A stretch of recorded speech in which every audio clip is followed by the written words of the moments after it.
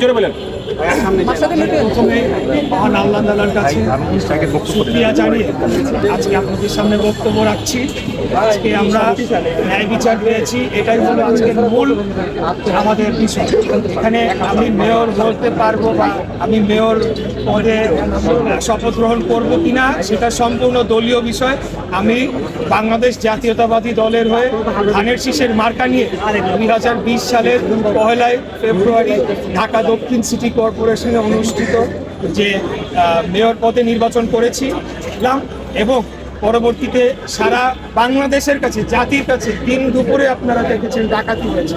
মিডিয়ার ভাইরা সারাদিন আমার সাথে ছিল এবং নির্বাচন পূর্বের যে প্রচারণার যে কার্যক্রম তার প্রথম থেকেই ডে 1 থেকেই আমরা অভিযোগ দিয়ে আসছিলাম। সেখানে বিভিন্নভাবে আমাদের প্রচারণাকে বাধাগ্রস্ত করা হয়েছে। আমাদের তখনকার বিএনপি সমর্থিত কাউন্সিলর প্রার্থীদেরকে বিনা মামলায় গ্রেপ্তার করে নিয়ে যাওয়া হয়েছে। আমাদের প্রচারণার মাইক ভাঙচুর করা হয়েছে, পোস্টার ছিঁড়ে ফেলা হয়েছে। আমাদের শেষ দিকে গিয়ে আমার মিছিলের উপরে হামলা পর্যন্ত হয়েছে এবং আমাদের বহু নেতাকর্মীদের মেরে রক্তাক্ত করে ফেলা হয়েছে।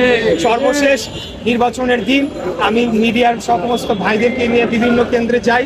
সকাল 9:30 পর্যন্ত তারা কেন্দ্রই খুলে দেয়। 9:30 থেকে 1 ঘন্টা 1.5 ঘন্টার মতো কেন্দ্র কয়েকটা খোলা ছিল। তার পরবর্তীতে সমস্ত কেন্দ্র বন্ধ করে দেওয়া হয় এবং সেখানে ব্যাপক কারচুপির মাধ্যমে ভোট জালিয়াতি করে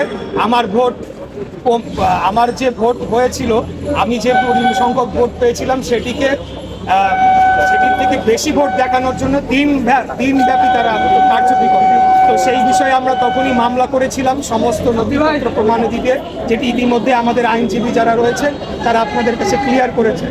তো আমি যেটা বলতে চাই যে সবচেয়ে মূল বিষয় হচ্ছে যে আজকে ন্যায় বিচারের আমি পেয়েছি এবং বাংলাদেশে ন্যায় বিচার ফিরে আসুক। জনগণ যে একজন সাধারণ নাগরিক যাতে তার ন্যায় বিচারটি পায়, সেটির ধারাটা যে শুরু হচ্ছে বা শুরু হয়েছে খুনি স্বৈরাচারী ফ্যাসিবাদী হাসিনা সরকারের পতনের পর, সেটির ধারাটা অব্যাহত থাকুক এবং পরবর্তীতে বাংলাদেশে আমরা সর্বস্তরে ন্যায় বিচার প্রতিষ্ঠা করতে পারি। এটি হচ্ছে আমাদের মূল উদ্দেশ্য, মূল লক্ষ্য। ধন্যবাদ।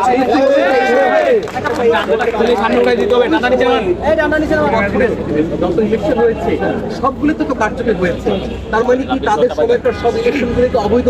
আমি চাই যে আমি অন্য নির্বাচনের বিষয়ে মন্তব্য করব না। ঢাকা দক্ষিণ সিটি কর্পোরেশনে 2020 সালে যে নির্বাচন অনুষ্ঠিত হয়েছিল তার পরবর্তীকালে আমরা নির্বাচনী ট্রাইব্যুনালে দেশের বিদ্যমান আইন অনুযায়ী মামলা করেছি। সেই মামলায় আমরা আদালতে লড়েছি এবং দীর্ঘ আইনি প্রক্রিয়ায় এখানে